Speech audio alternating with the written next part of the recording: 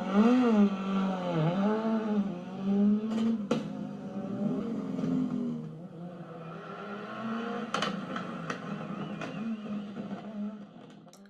everybody and welcome to part 2 of our Tamiya Corolla build.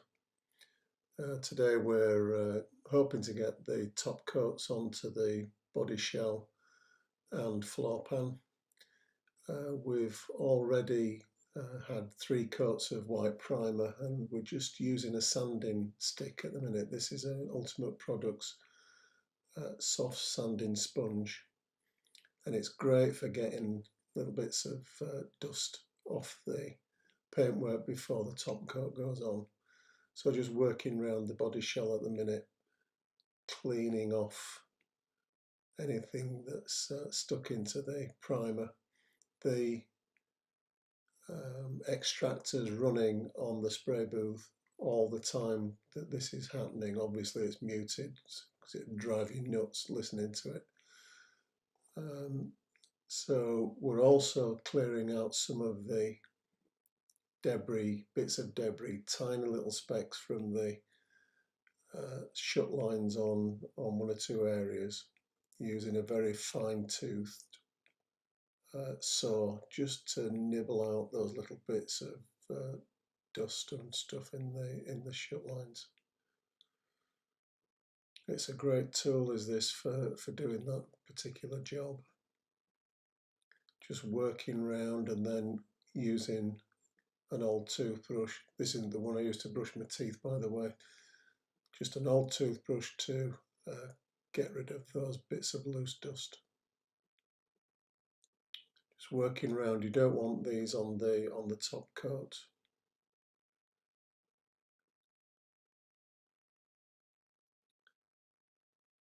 So we're just about there. I think another little adjustment to the door shut line there with the razor saw. No pressure putting on. You don't want to cut into the paint. It's just to remove the fluff that you've seen, dust and stuff. So a quick check round. You can see there's already quite a good sheen on, but just one last dust round, and just spotted a couple of, they're really just spits of paint from the primer that have come off the airbrush tip and just left a dent. So we're just working our way round with some 6000 micro mesh just to get rid of those little spits of paint on the bodywork. Otherwise, subsequent coats of colour coat and gloss coat will just be exaggerated on without removing those spits. So onto the stand, and the last thing to do is just to blow around with the airbrush, empty of course, just get some air onto the body shell. This will blow out any remaining specks of dust, and that will be extracted up through the paint extractor. So this is our Zero Paints Pure Brilliant White. It's the Zero Paints equivalent to Tamiya TS26, which is the recommended paint colour for the Corolla. Just a brilliant bright white. As in all cases, using this is a Badger paint stirrer, just to give the paint a good mix. It's no good just giving it a shake, although there is an agitation ball in these paints. It's still necessary to give it a good stir. The Badger stirrer is a great tool for that. Really gets the pigment through into the thinners.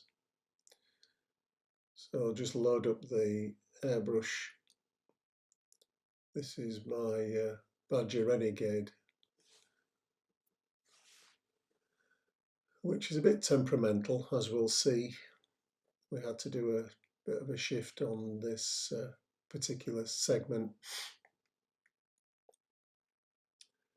And another absolute must putting the paint cap on. The number of paint finishes that I've ruined with paint spilling out of the colour cup, I can't tell you. So we're going to make a start just going through onto the wheel arches and the underside of the car. Just working round, not too heavy. This Zero Paints colour coat doesn't really need to be that heavily sprayed on. It's certainly not to get a gloss at this stage. That's the job of the lacquer finish at the end. Now, we did have some spits with the Renegade, so I've switched over to my other Badger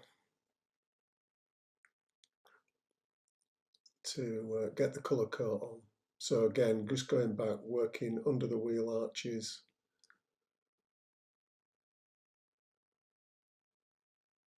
round onto the back valance.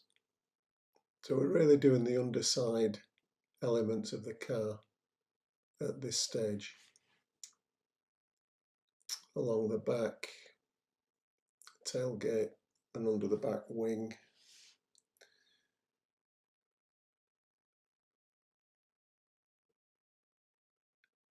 And starting to paint along the sides. We're working from side to side at this stage, right the way along the body shell, and I'm going up and down at the back. The thing that I like to do when airbrushing these body shells is to change direction, so I'll try to go from left to right on the body shell and the side, and then a few squirts up and down. But fairly light coats, as I say, this Zero Paints doesn't need to be really heavily sprayed on. The gloss coat will give us the shine. What we're looking for is something that's just decal ready at this stage. So we're going left to right and up and down on the roof and bonnet. Onto the floor pan, and again we're just filling in the side, the wheel arches to start with.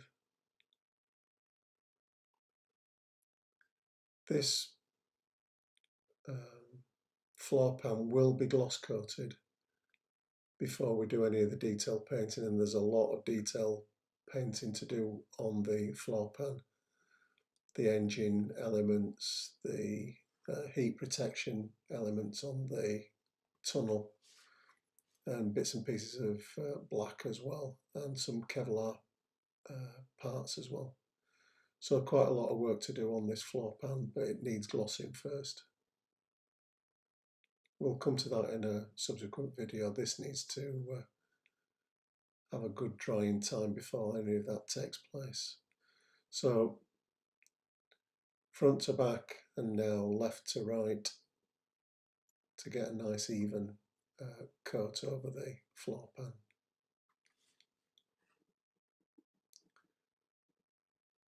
I find Zero Paints very forgiving, really, and provided that you make sure that you take all the sort of precautions that we have done here for eliminating any dust, it doesn't really pick up that much.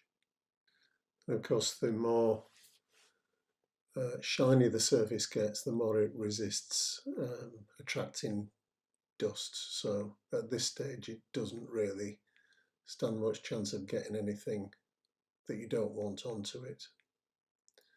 So we've got a decent finish there on the floor pan. We're all ready for the next stage. So just a quick check over of the body shell. It's had time to flash off now, so it's easily touch dry.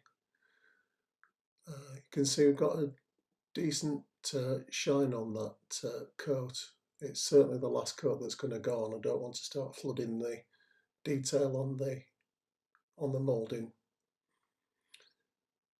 That's certainly a good enough sheen for to take the decals, which will be probably starting to apply in a week or so. Just want to give this a really good few days to harden off. Sometimes some of the decal softeners can attack paint when it's not fully cured, so we're not going to take any chances with that. Some of the parts on this car, some of the decals around the bumpers, for example, will require quite a bit of decal softener, so we don't want to risk any damage to the paint to soft uncured paintwork. Just when reviewing this video, just below the left-hand light cluster there, there's just that what looks like a run or something. Actually, it's just some dust which we got rid of later on. So those parts are going to be going away for, as I say, for 5 or 6 days to fully cure. In the meantime, we're going to be cracking on with some of the interior parts, painting and detailing in part 3 of the series. To pick up on that, subscribe to the channel. You'll get automatic updates for subsequent videos when they're ready. But in the meantime, thanks for watching this one and hope to see you soon. Bye bye.